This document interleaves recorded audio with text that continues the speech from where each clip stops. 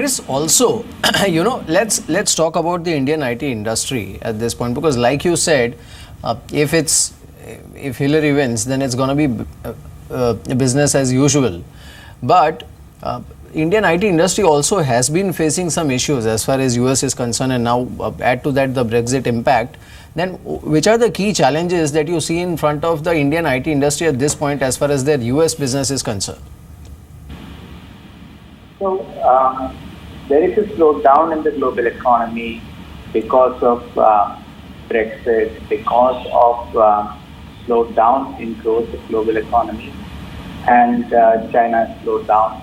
So that has impacted the Indian IT industry, because whenever the global economy slows down, the key economies like US, UK, European Union slow down, Indian IT industry is affected, and we are seeing that. Similarly, Brexit also has affected the financial services industry. The Indian IT industry has significant exposure to US and the financial services industry. That is also affected Indian IT industry. My own feeling is that, after the global economy recovers, we should see growth come back, because fundamentally the industry is very strong. It has the expertise, it has the experience, it has faced such crises in the past, the recent one being in 2008. So I feel that if the global economy recovers, the growth should come back. Sir एक issue ये भी है कि all दो these industries are no कि US में elections है, clarity अभी नहीं है, बट थिंक इज़ डैट कि आप कह रहे हैं कि हाँ एक बार बिजनेस वापस शुरू हो जाएगा, ग्रोथ वापस आ सकती है एक बार अगर हिलेरी जीत जाती हैं तो. लेकिन क्या इस प्रोसेस में ये भी होगा कि सभी कंपनीज अपना स्टैंड थोड़ा सा चेंज करें यूएस को लेकर, क्योंकि अनसर्टिनिटी और इस तरह के इशू बार बार रेज होते हैं जब इलेक्शंस होते हैं. हम कुछ एक इमर्जिंग कंट्रीज़ की तरफ भी चले जाएं, ऑस्ट्रेलिया एक है, न्यूजीलैंड एक है, अफ्रीकन कंट्रीज में से एक है.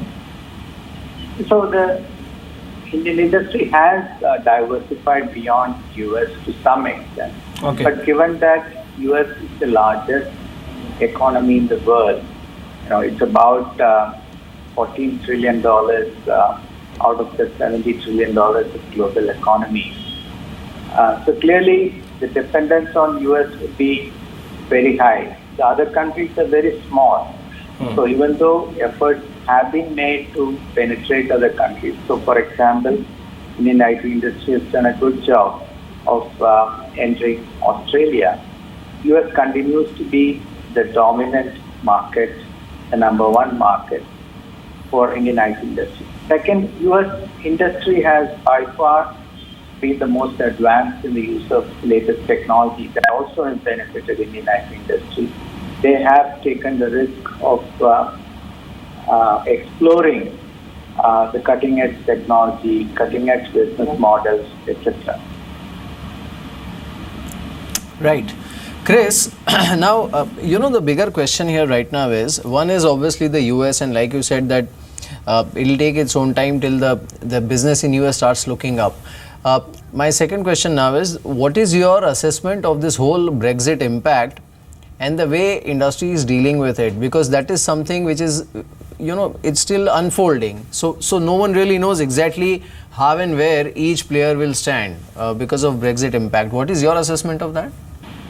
So if the separation is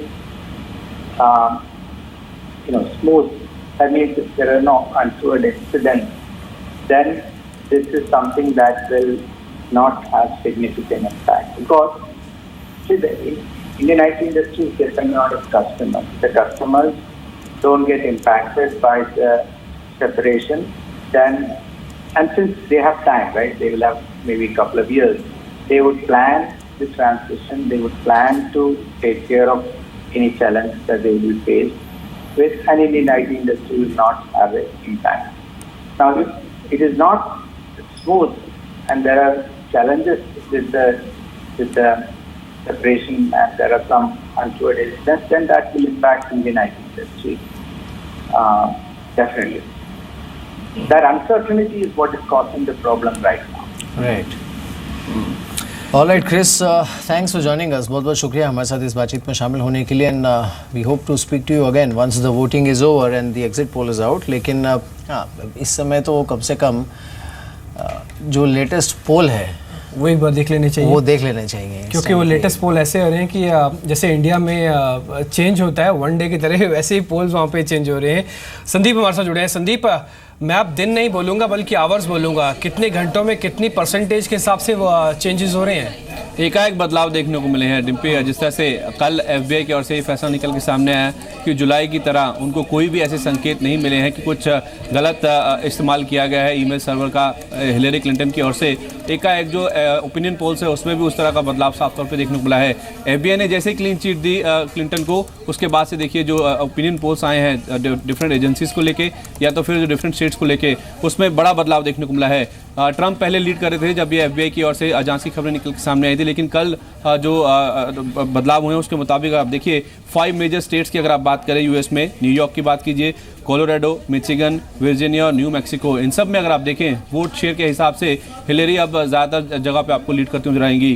केवल एक जगह अगर आप देखें जहाँ पे नेक टू नेक मामला है, वो दरअसल न्यू मैक्सिको के आसपास की जो इलाके हैं वहाँ पे ट्रंप करीब 40% और हिलेरी के पास करीब 45% के आसपास का जो वोट शेयर है अब भी नज़र आ रहा है. लेकिन जिस तरह से बदलाव हुआ है उसका रिएक्शन सीधे तौर पे जो ग्लोबल मार्केट्स हैं उनमें देखने को मिला है. एजेंसीज़ के पोल भी अगर आप देखें, जो बड़ी एजेंसीज वहाँ पे हैं उसमें IBD, TIPP के अगर आप पोल्स को देखें तो ये एक एजेंसी है जो कि बता रही है कि शायद काफ़ी क्लोज मामला है. लेकिन पहले ट्रंप 1 पॉइंट से लीड कर रहे थे, लेकिन अब हिलेरी यहाँ पे 1 पॉइंट के आसपास की जो बढ़त है उसके साथ आगे चल रही है. उसके अलावा न्यू वॉशिंगटन पोस्ट और ABC जो कि काफ़ी वहाँ पे ट्रैक किया जाती है एजेंसी, वहाँ पे उनके आंकड़े भी अगर आप देखें तो क्लिंटन के पास करीब 51% के आसपास की मेजोरिटी आपको नजर आएगी और ट्रंप 43% के आसपास के वोट शेयर के साथ अब पीछे नजर आ रहे हैं. तो जिस तरह से FBI का फैसला निकल के सामने आया, एकाएक बदलाव देखने को मिले हैं. तो जो मेजर स्टेट्स जो कि बड़ा प्रोपोर्शन रखती हैं यूएस में जो इलेक्शन के रिजल्ट आएंगे, उनमें एक तो साफ तौर पर जो बदलाव है वो देखने को मिला और ज़्यादातर एजेंसीज भी अब यही हिंट कर रही हैं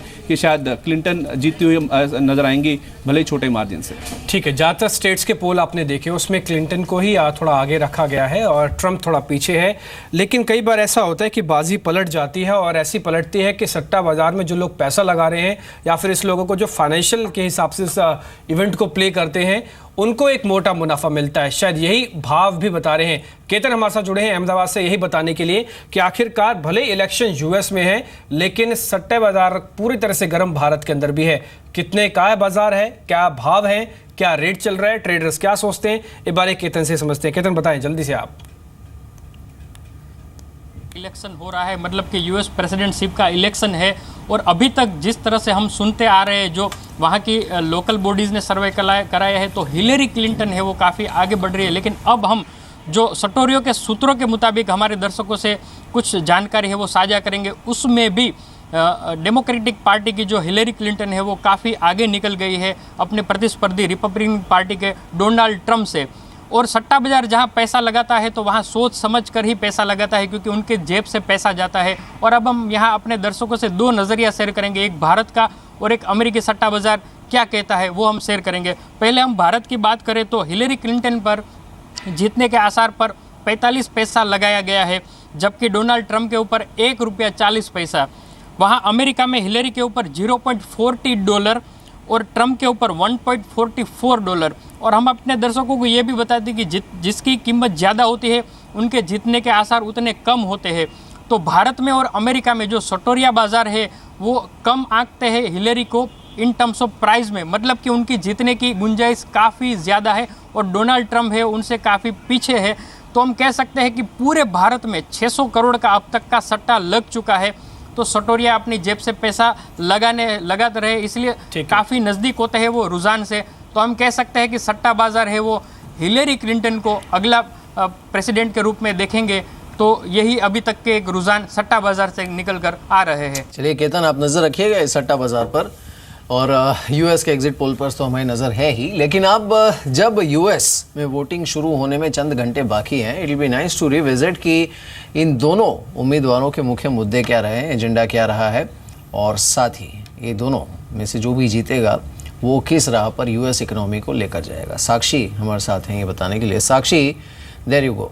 alright, thank you very much Mihir. जिस तरीके से अनुमान आप बता रहे थे उस हिसाब से तो ये लग रहा है कि हिलरी जीतने वाली हैं शायद, और उन्हीं के साथ शुरुआत करते हैं। अगर हिलरी यूएस प्रेसिडेंट बनती हैं अगली, तो भारत पर किस तरीके का असर देखने को मिलेगा? एक तो वो इनहेरिट करेंगी डेमोक्रेट पार्टी से ही, तो नॉर्म ज़्यादा बदलेंगे नहीं। जो भारत और यूएस के संबंध है या फिर बायलैटरल रिलेशंस हैं उनमें ज़्यादा कुछ बदलाव नहीं होगा। हालांकि जो उनका फोकस है मिनिमम वेजेस बढ़ाने पर है, जिससे कि कई इंडियन कंपनीज जो वहाँ काम करती हैं, खासतौर पर इंडियन IT कंपनीज की अगर बात करें, भारतीय लोगों की जो वेजेस है उनमें इजाफा हो सकता है, तो ये इंडियंस के लिए काफी बेहतर है। साथ ही आप ये देखिए कि जो जरूरी दवाएं हैं उन पर कहीं ना कहीं दामों पर कैप वो लगा सकती हैं, और दवाओं की कीमत घटाने की वहां पर संभावना लगाई जा रही है, जिससे कि इंडियन फार्मा कंपनीज जहां पर ह्यूज एक्सपोजर वहां पर है। आप बात कीजिए टॉप फार्मा कंपनीज की, डॉक्टर रेड्डी, सन फार्मा, लुपिन, सभी का जो आय है उसका काफी ज्यादा हिस्सा वहां से आता है, तो उनके मार्जिन पर, प्रॉफिटेबिलिटी पर कहीं असर पड़ सकता है। ये एक नेगेटिव है। दूसरी आप बात कीजिए तेल खपत पर उनका फोकस कम है, यानी कि वो ज्यादा सोलर या फिर रेन्यूएबल एनर्जी पर फोकस करना चाहती हैं, शेल गैस पर कम, जो कि एक और नेगेटिव हो सकता है इंडिया के लिए, क्योंकि खास तौर पर जो हमारी डिपेंडेंसी है ओपेक कंट्रीज पर ऑयल के लिए, वो अभी भी बरकरार रहेगी अगर उनका शेल गैस पर फोकस हटता है तो। दूसरी बात कीजिए आप चाइना में जो एंटी डंपिंग ड्यूटी की लगाने की वो बातचीत कर रही है। अब यहाँ पर अगर स्ट्रिंजेंट नॉर्म्स और आते हैं तो चाइना से जो भी माल है वो भारत में ज्यादा डंप होता हुआ नजर आएगा, एक और नेगेटिव, और उसकी वजह से डर बना हुआ है। अगर ये इस तरीके की स्टील डंपिंग भी यहाँ पर बढ़ती हुई नजर आती है।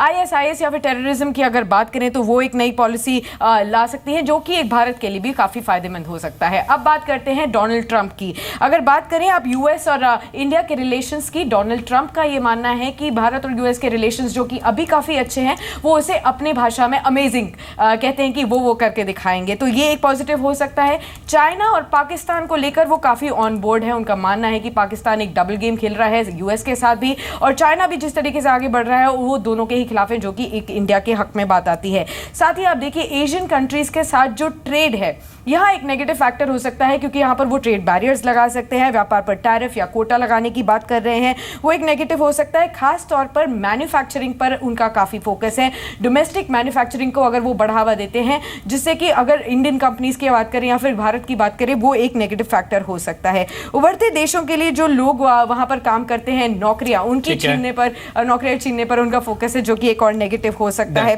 फार्मा क्षेत्र में अगेन वो प्राइसेस कंट्रोल कर सकते हैं, तो ये सभी मुद्दे हैं जहाँ पर वो भी बात करेंगे। ठीक है, भारत की तरह यूएस का भी अपना घरेलू इंडस्ट्री है, शायद इसको भी फोकस ट्रंप जरूर करना चाहेंगे, ये इनके एजेंडे के टॉप प्रायोरिटी पर है। तो एजेंडा आपने हिलेरी और ट्रंप का सुनी लिया है। हमने एक आपको जगह नहीं बताई कि सट्टा कहाँ पे लगेगा, ये तो बता दिया आपको कि प्राइसिंग क्या है, या भले खुद से ढूंढना चाहें तो ढूंढ सकते हैं। लेकिन राकेश झुंझुनवाला, क्योंकि बड़ा इवेंट है तो इसलिए बाजार के बड़े बड़े एक्सपर्ट से हमने बातचीत पहले ही करके रखी है, ताकि आप जब स्ट्रेटजी बना रहे हो तो ये स्ट्रेटजी आपके काफ़ी बेहतर और काफ़ी शानदार बने। राकेश झुंझुनवाला से हमने पहले बात की, आइए सुन लेते हैं उन्होंने क्या कहा था इस यूएस इलेक्शंस पर। मेरे को पर्सनली लगता है ट्रंप आ जाएगा तो कुछ असर पड़ सकता है, लेकिन मेरे को नहीं लगता है कि ट्रंप प्रेसिडेंट बनने वाला है। और दूसरी चीज़ मुझे लगती है कि एक चीज़ बहुत इंपॉर्टेंट ये है कि हाउस ऑफ द सेनेट और रिप्रेजेंटेटिव्स, उसमें भी दोनों सेनेट जीत गए तो थोड़ी मार्केट्स में नॉट लाइक इट। समझो क्लिंटन जीत गई और सेनेट भी और हाउस ऑफ रिप्रेजेंटेटिव दोनों में डेमोक्रेट्स की मेजॉरिटी हो गई, तो पीपल में not like it, but I think it is unlikely. I think मुझे तो ट्रंप का डर लगता है कि जिस आदमी के हाथ के नीचे न्यूक्लियर ट्रिगर है, वो कभी भी कुछ कर सकता है, कुछ आदमी को सोच ही सकता है कभी क्या करे।